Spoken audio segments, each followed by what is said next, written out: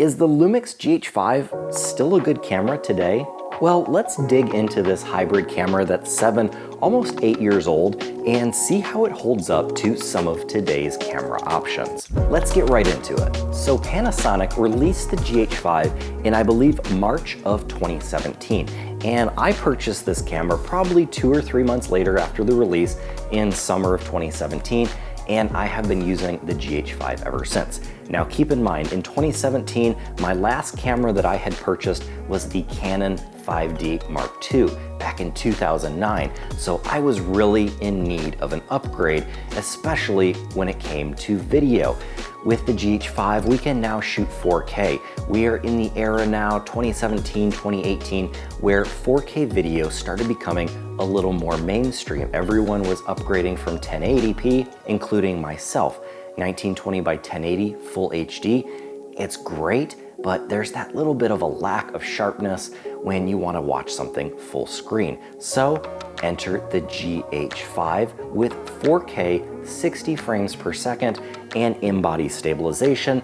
This camera just had everything that I needed at the time, and I went ahead and I picked one up. So a point of contention when we start talking about Lumix and the GH series, especially the GH5, is the micro 4/3 sensor. So inside of our little cap here, we have a very tiny little micro 4/3 sensor. I'll go ahead, I'll put this cap on so we don't get any dust on our little sensor. But yes, micro 4/3, it's smaller than full frame 35mm. It is smaller than APS-C crop sensors. There's a lot of people that love micro 4/3, and there's a lot of people that love to hate this little sensor with a 2x crop factor. So let me just explain micro 4/3, some of the pros and some of the cons, and that way you can better make your own decision on the micro 4/3 sensor, and ultimately if a GH5 might be something that you want to get. So micro 4/3,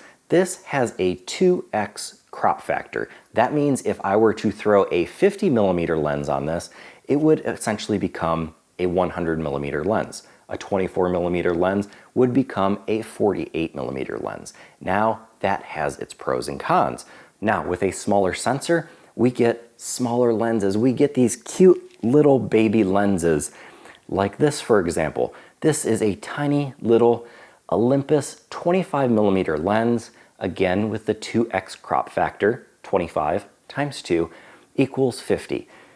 This lens is so cute and so tiny, this package hardly takes up any space, and it's a good little camera for running around, doing portraits, street photography, travel, etc. Now, if we were to compare this little baby micro 4/3 lens to an actual 50mm lens, you can see there is quite a big difference here. Hopefully you guys can see that pretty well in the light, but big chunky 50mm lens. And this on a DSLR or a mirrorless full frame camera, this is considered tiny. Remember, a 50 little pancake nifty 50 lens, Nikkor 50mm 1.4G, this is tiny. And look how little this guy is. But again, huge difference. That's one of the pros of micro 4/3. The sensor is smaller, it covers less area, so you need less glass to cover and provide light to that sensor. So you get these nice, tiny little compact pocket-sized lenses that I personally love. Now, one of the things you may hear about micro 4/3 is they don't do as well in low light, especially compared to full frame camera sensors. Now, that is because, and you may hear the reasoning, that micro 4/3 is smaller, so that means a smaller surface area to collect light. Now, that's partially true, partially a BS answer from camera snobs and full frame snobs and pixel peepers.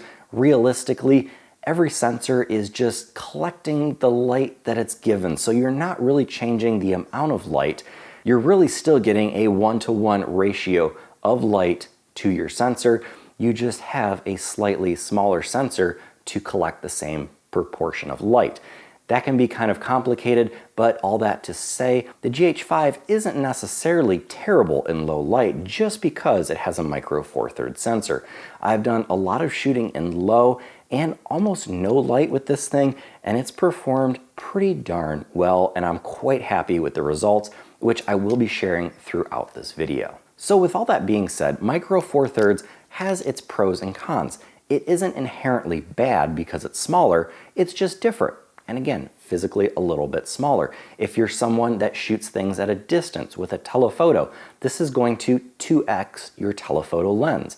If you have, say, a 70 to 200, this sensor turns that lens essentially into a 140 to 400. So if you really want to reach out and touch something really far away, that's great.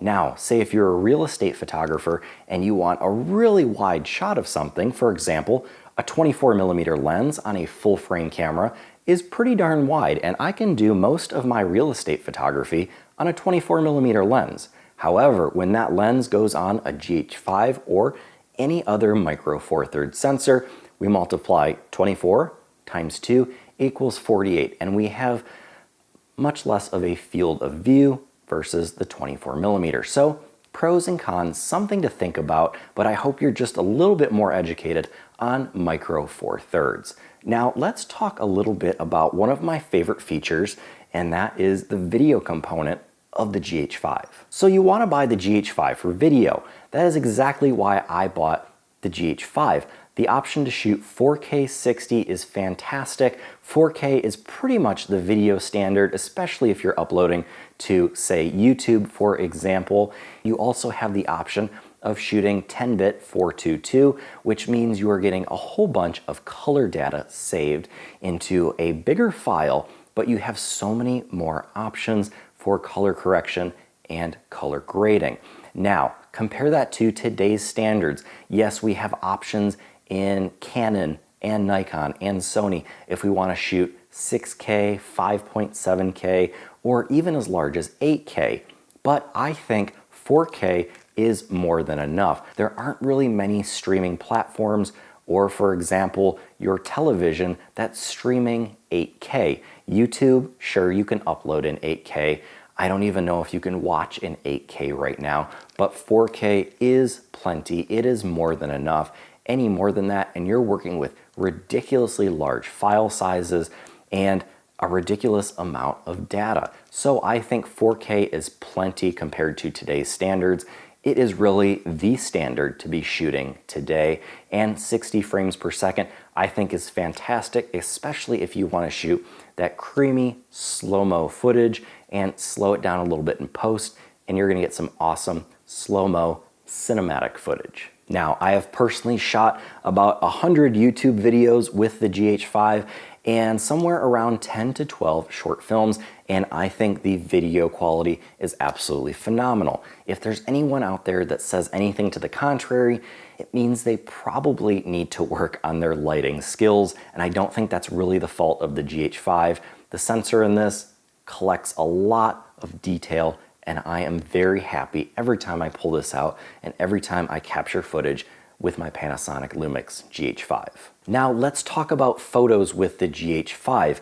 It has a 20.3 megapixel sensor, and it takes some really decent photos, even though it's really known for its video capabilities. Now, with that 20.3 megapixels, you can get up to 12 frames per second, which is fantastic, especially if you're a landscape photographer, street photographer, you have that telephoto lens on, you're reaching out 400 or 500 millimeters, and you're capturing wildlife. It's great to get those frames per second. Also, at I believe 18 megapixels, you can get up to 30 frames per second bursts, and that is still pretty darn awesome with the GH5. Now, one of my favorite shoots that I've done with the GH5 was in Manhattan. I had just gotten this camera and I had a little Nikon adapter which adapted Micro Four Thirds to older Nikon f-mount manual focus lenses for DSLRs. I had a 14 to 24, which was a 28 to 48 equivalent. It looked so good. f2.8, so we're letting a lot of light in, feeding this GH5 little Micro Four Thirds sensor as much light as we could. And I shot in Manhattan with my buddy Eli dressed up in his Spider-Verse costume. I will have a link down to Eli's Instagram so you can still see his awesome Spideyverse photos that we did. You can scroll way back on my Instagram and see those back from like 2018 or 2019. But I absolutely love the way those photos turned out. I would definitely use the word cinematic just because the way that 14 to 24 looked on this GH5 with that 2x crop, they just felt surreal. It felt like I was pulled into the photographs, not to brag about my own work, but I just felt awesome about those photos. And all we used for lights was the natural street lights above us, which Spidey may have been hanging from, and a little LED panel, probably 6 inches by 8 or 10 inches, and I will also have one of those linked down in the description. You don't need a ton of light, you just need to know how to properly use light, utilize that light, and light the right things. Light your subject up. Don't just throw your light in the background. Know how to use light, know how to light your subject, know that your cameras do need to feed on a little bit of light. Feed the GH5 light and it will give you good images. Well, I guess if you've made it this far, you know we need to talk about the GH5's autofocus performance. And with such an awesome camera, I always hate getting to this part because it's one of the big downsides of the Lumix line and especially the GH5. The autofocus on this camera is pretty terrible, and I'll be the first one to admit that. And I'll get into why I don't even really use autofocus and it wasn't a deal breaker for me. But yes, the autofocus on the GH6 kind of blows.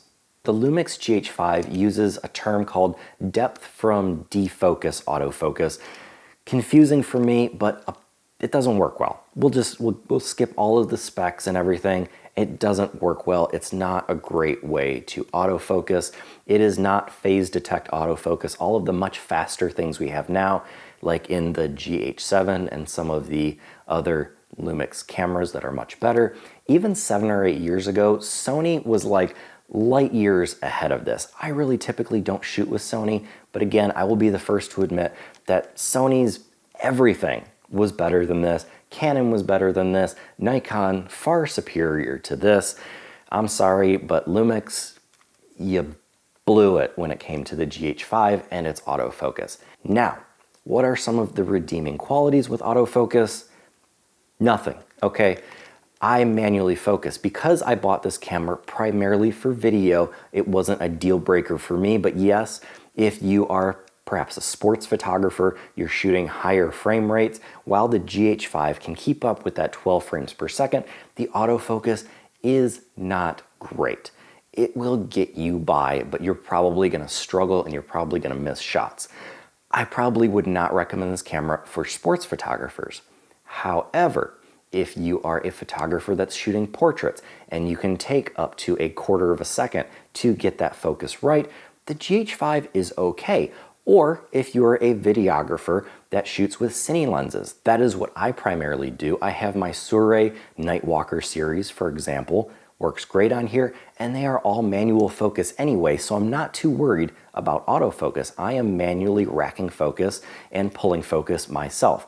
Autofocus doesn't matter. However, if you're a vlogger and you throw this on a little GorillaPod and you're expecting to vlog, maybe not the best idea unless you set it to manual focus, get your focus. But if you're expecting the camera to see little things and constantly focus and defocus from your face to a product, maybe not the best camera for you. For me, not a deal breaker. If you're a vlogger or a sports photographer, yes, that may be a deal breaker when it comes to the autofocus performance on the GH5.